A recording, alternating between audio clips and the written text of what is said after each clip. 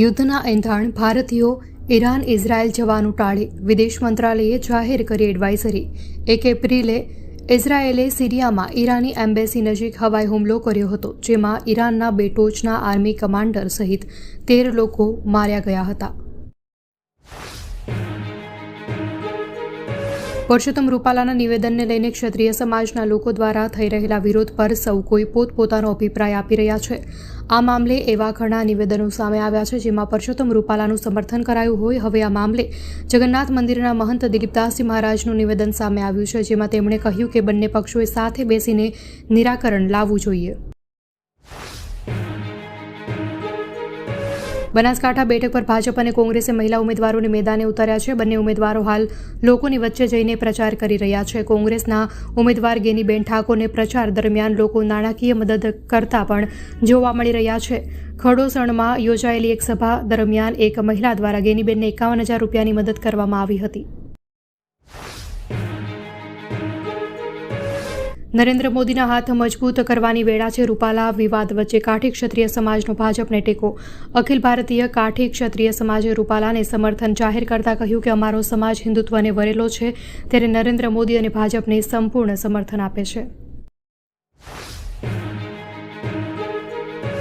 રાજ્યમાં કમોસમી વરસાદની હવામાન વિભાગ દ્વારા આગાહી કરી છે, જેમાં સૌરાષ્ટ્ર કચ્છમાં સાયક્લોનિક સર્ક્યુલેશન સક્રિય થયું છે, ત્યારે વલસાડ, નવસારી, સુરત, ભરૂચમાં આજે વરસાદ પડી શકે છે, તેમજ આણંદમાં, છોટાઉદેપુર, વડોદરા અને અમરેલીમાં વરસાદની સંભાવના છે, જ્યારે દાદરાનગર હવેલી, દીવ અને ભાવનગરમાં પણ વરસાદની આગાહી કરવામાં આવી।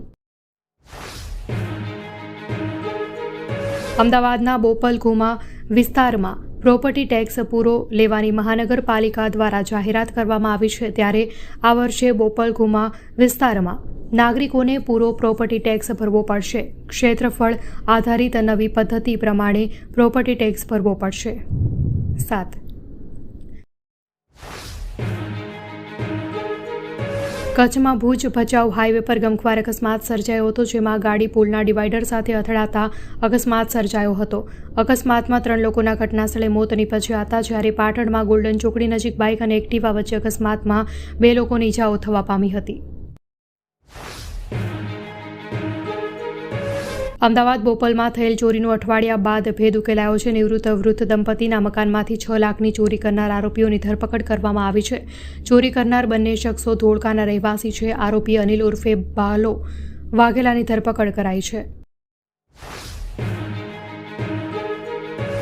કેનેડામાં વધુ એક ગુજરાતીનું માર્ગ અકસ્માતમાં મોત થયાનું સામે આવ્યું છે। વિગતો મુજબ દહેગામના શિયાવાડા ગામનો વિદ્યાર્થી બન્યો કેનેડાનો અકસ્માતનો ભોગ બન્યો છે।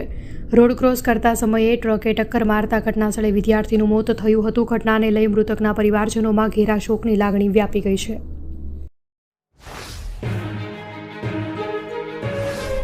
પરસોત્તમ રૂપાલાના નિવેદન મામલો થયેલ હોબાળાને શાંત કરવા માટે હવે સંતોએ મેદાનમાં ઝંપલાવ્યું છે। આ સમગ્ર બાબતે સંત સમિતિના રાષ્ટ્રીય અધ્યક્ષ અવિચલસાદ મહારાજે સમગ્ર મામલે પ્રતિક્રિયા આપી હતી, જેમાં બંને પક્ષો ભેગા થઈ સમગ્ર મામલે સુખદ સમાધાન શોધે। આ લડાઈથી માત્ર હિન્દુત્વને નુકસાન પહોંચશે, ભૂલ થાય નિંદનીય છે, પણ એનું સમાધાન બંને પક્ષો ભેગા મળી કરે।